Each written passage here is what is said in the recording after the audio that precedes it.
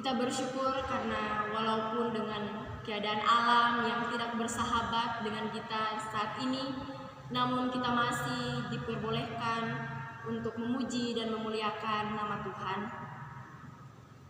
Dan kini kita akan membacakan firman Tuhan yang terambil dari 1 Raja-Raja 17 ayatnya yang pertama sampai pada ayatnya yang ke-6. Tetapi mendahulunya, mari kita berdoa. Yesus firman yang hidup, kami rindu mendengar sabda kebenaran-Mu. Urapi hati pikiran kami ya Tuhan, agar firman ini tertanam dalam lubuk hati kami dan dapat kami lakukannya dalam perjalanan kehidupan kami dari hari lepas hari. Berfirmanlah kepada kami ya Tuhan, kami telah siap mendengar dan membaca apa kata firman-Mu. Amin. Beginilah firman Tuhan. Elia di tepi sungai Kerit. Lalu berkatalah Elia, orang Tisbe, dari Tisbe Gilead kepada Ahab, demi Tuhan yang hidup, Allah Israel yang kulayani, sesungguhnya tidak akan ada embun atau hujan pada tahun-tahun ini, kecuali kalau kukatakan.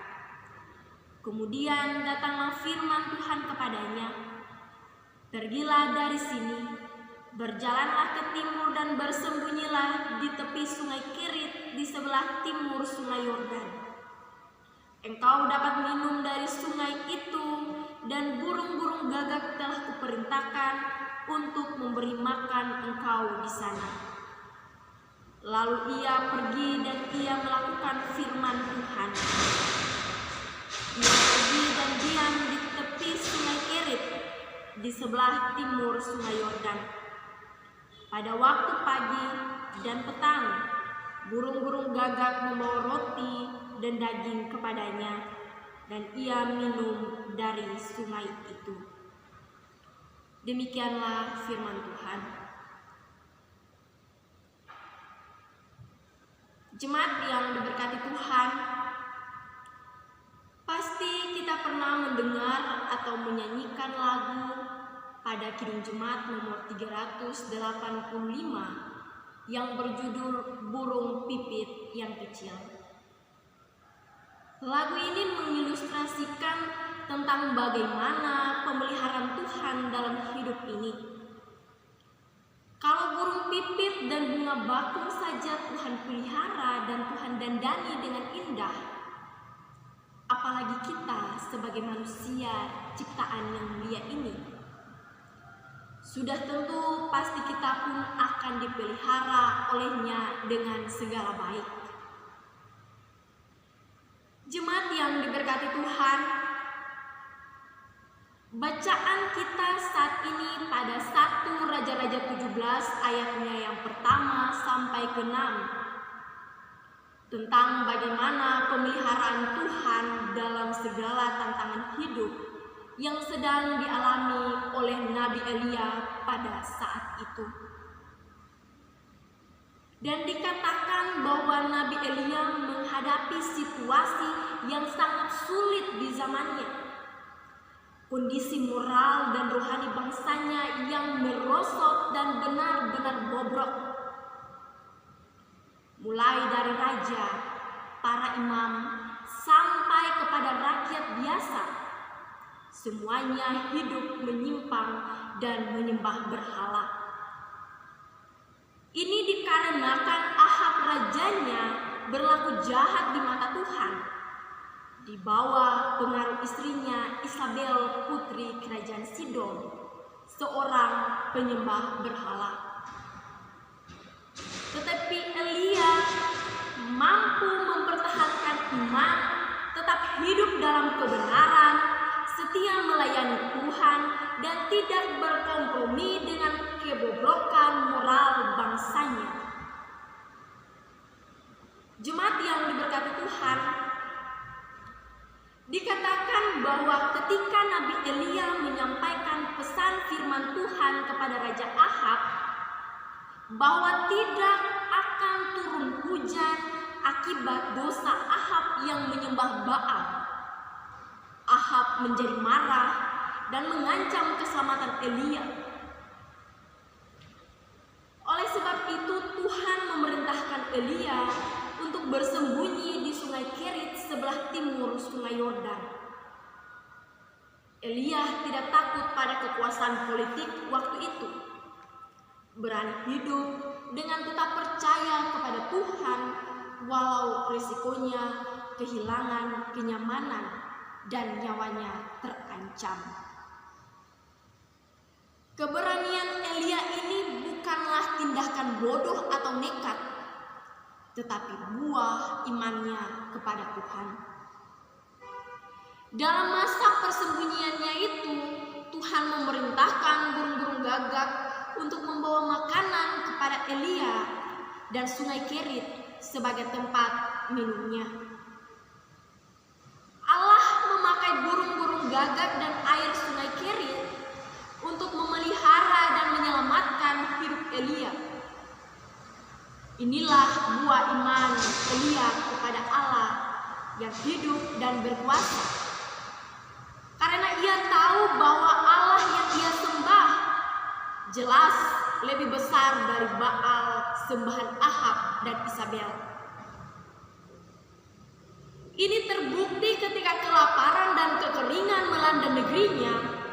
Elia tidak mengalami kekurangan. Ia tetap hidup oleh iman karena pemeliharaan Tuhan yang ajaib.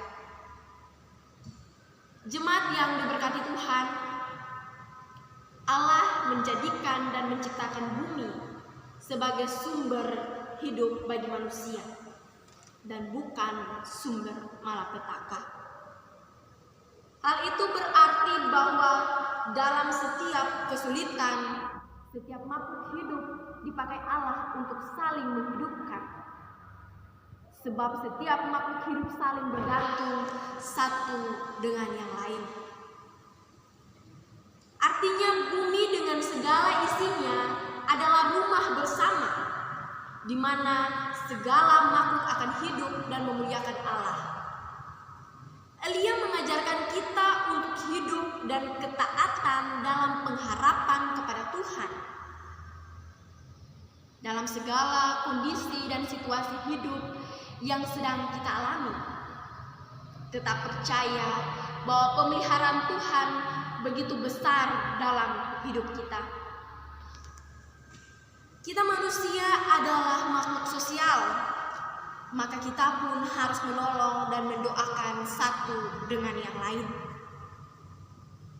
Jemaat yang diberkati Tuhan, begitupun dengan kondisi kita saat ini yang sedang dilanda oleh pandemi virus corona. Kita diajarkan untuk hidup solidaritas, untuk saling menopang, saling mensupport, saling mendoakan, dan saling menghargai supaya tidak menular atau tidak tertular. Pandemi COVID-19 ini juga memberi dampak kesusahan bagi masyarakat kita. Ialah stigma tentang orang-orang yang terjangkit virus corona. Stigma ialah orang-orang seakan melihat orang yang terjangkit virus corona bagi orang-orang yang dihukum Tuhan dan jangan bergaul dengan mereka. Tapi pada hakikatnya perilaku ini sangatlah salah. Kejadian seperti ini bukan saja terjadi di kalangan warga gereja kita, tetapi juga di kalangan masyarakat. Stigma dengan ketegasan jangan berhubungan dengan mereka.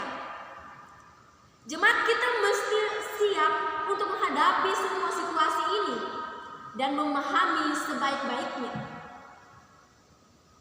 Dalam refleksi kita tentang COVID ini, jika COVID adalah sebuah hukuman Tuhan untuk kita, berbalik mengikuti apa yang Tuhan kehendaki dalam hidup kita.